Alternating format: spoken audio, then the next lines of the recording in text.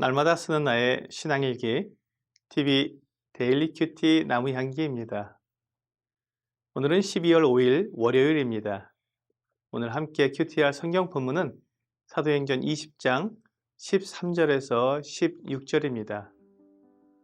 우리는 앞서 배를 타고 앗소에서 바울을 태우려고 그리로 가니 이는 바울이 걸어서 가고자 하여 그렇게 정하여 준 것이라.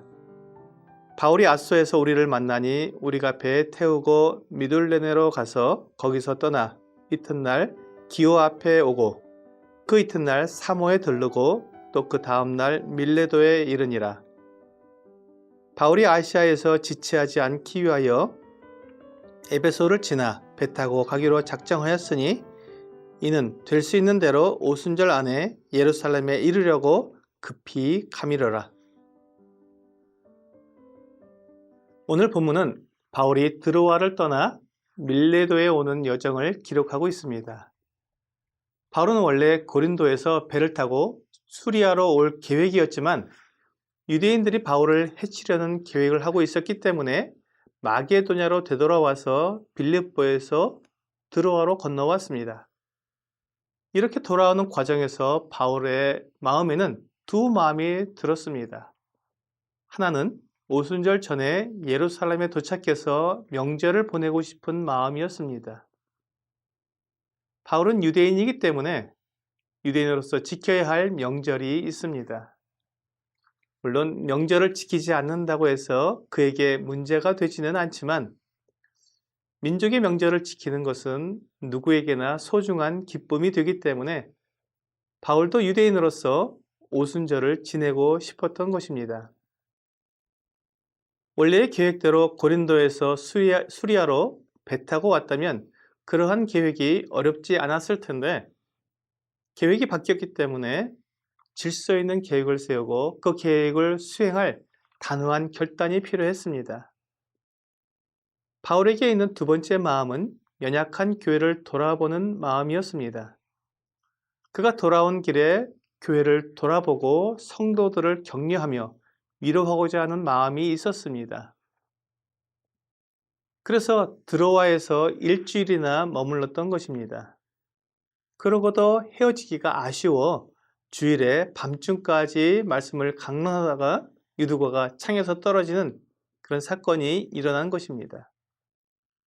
바울은 이렇게 오랫동안 드로아에서 머물기 위해 다른 일행들을 먼저 배 타고 앗소로 가게 했습니다.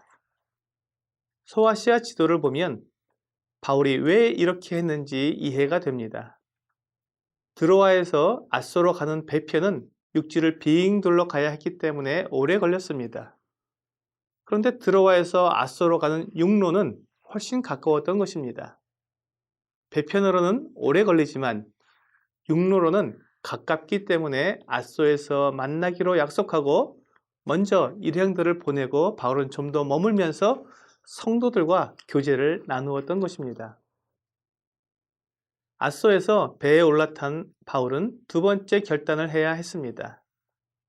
에베소에 들를 것인지 지나칠 것인지를 결정해야 했던 것입니다. 그런데 바울이 오순절 전에 예루살렘에 도착하려면 에베소에 들러서 성도들과 교제하고 작별을 할 만한 시간이 없었습니다. 그래서 바울은 에베소에 들르지 않고 에베소보다 조금 남쪽에 있는 밀레도로 갔습니다. 우리는 바울의 결단과 실행을 보면서 그가 얼마나 고뇌하고 세심한 계획을 세웠을지 생각하게 됩니다. 사람들은 어떤 중요한 일을 결정해야 할 때 결단을 내리지 못하는 결정장애를 겪기도 합니다. 일이 중요할수록 이런 현상이 더 두드러지게 나타납니다. 그래서 결정을 미루다가 오히려 마지막에 가서 급하게 결정을 하게 되고 그 결과 최선의 결정을 내리지 못하는 것에 대해 후회하게 됩니다. 때로 교회 안에서 어떤 사역을 감당하게 될 때 세심하게 계획하고 최선의 선택을 하여 실행해야 하는데 내 일이 아닌 모두의 사역이라는 것 때문에 적당히 계획하고 좋은 게 좋은 것이라는 식으로 결정하는 것을 보게 됩니다. 이렇게 되면 좋지 못한 결과를 피할 수 없게 됩니다. 하나님께서 교회를 통해 나에게 맡겨주신 사역을 최선을 다해 실행하지 않으면 영적으로 성장하지 못합니다. 주님의 일에 최선을 다하지 못했다는 자책감과 결과가 좋지 못한 것 때문에 다른 성도들을 보기 민망하기 때문입니다. 이렇게 되면 하나님의 인도하심이나 주님의 은혜를 교회 가운데 나타내기 어렵게 됩니다. 이것이 영적인 침체를 가져오게 될 수 있습니다. 우리가 영적으로 건강하면 가정이나 학교나 직장, 사업 등에서 더 효과적인 삶을 살게 되는 것을 봅니다. 하나님과의 관계가 좋으면 다른 모든 면에서도 정상적이고 하나님의 원리에 따라 살게 되기 때문에 즐겁고 행복할 수 있는 것입니다. 오늘의 적용 질문을 보겠습니다. 나에게 주어진 시간을 효과적이고 충성스럽게 계획하여 사용하고 있습니까? 많은 일로 분주한 사람은 늘 시간에 쫓겨 삽니다.